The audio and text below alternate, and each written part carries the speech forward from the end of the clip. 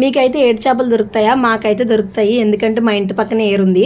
వెళ్ళి పట్టుకొచ్చాను అనుకున్నారు, పట్టుకురాలేదు, కొనుక్కొచ్చుకున్నాం. చాకలోళ్ళు ఎవరో చేపలు పడుతుంటే మా అత్తకు కనిపించాయంట, కొని మాకు ఇచ్చింది. నాకు చేపలు చేయడం రాదంటే ఏదోలా చూస్తుంది. ఆ ఎక్స్ప్రెషన్లో చాలా అర్థాలే ఉన్నాయని చెప్పి తీసుకొని నేనే చేపలు అయితే చేసుకున్నాను. సుమారు గంట టైం అయితే పట్టింది. ఎప్పుడు చేసుకునే విధంగానే మసాలా ముద్ద అంతా ఫ్రై అయిన తర్వాత ఇలా ఆయిల్ పైకి వచ్చిన తర్వాత ముక్కలు అయితే మొత్తం అన్నీ ఇందులో వేసేసుకోవాలి. లాంగ్ వీడియో అయితే షూట్ చేయట్లేదు, ఎందుకంటే ఆల్రెడీ ఈ రెసిపీ లాంగ్ వీడియో మన ఛానల్లో ఉంది, కావాలంటే ఒకసారి వెళ్ళి చూడండి. ముక్కలన్నీ ఇందులో వేసుకున్న తర్వాత ఎలా పడితే అలా కలిపేయకూడదు. ఒక్కొక్క ముక్క టర్న్ చేసి ముక్కలకి మసాలా మొత్తం పట్టేలాగా ఇలా కలుపుకోవాలి. కలుపుకున్నాక ఒక 5 నిమిషాలు అయితే మాత్రం ఇలా స్టవ్ మీద అలాగే సిమ్లో పెట్టి వదిలేయాలి. ఆ తర్వాత కావాల్సినంత చింతపండు అయితే తీసుకొని, రసం తీసుకొని ఇందులో అయితే వేసుకొని కొంచెం అటు ఇటుగా కలుపుకోవాలి.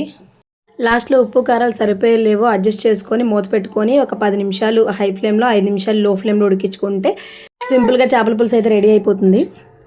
లాస్ట్లో కొంచెం కొత్తిమీర కూడా వేసుకుంటే టేస్ట్ అయితే అదిరిపోద్ది. వీడియో నచ్చితే ఒక చిన్న లైక్ అయితే ఇచ్చేసుకోండి.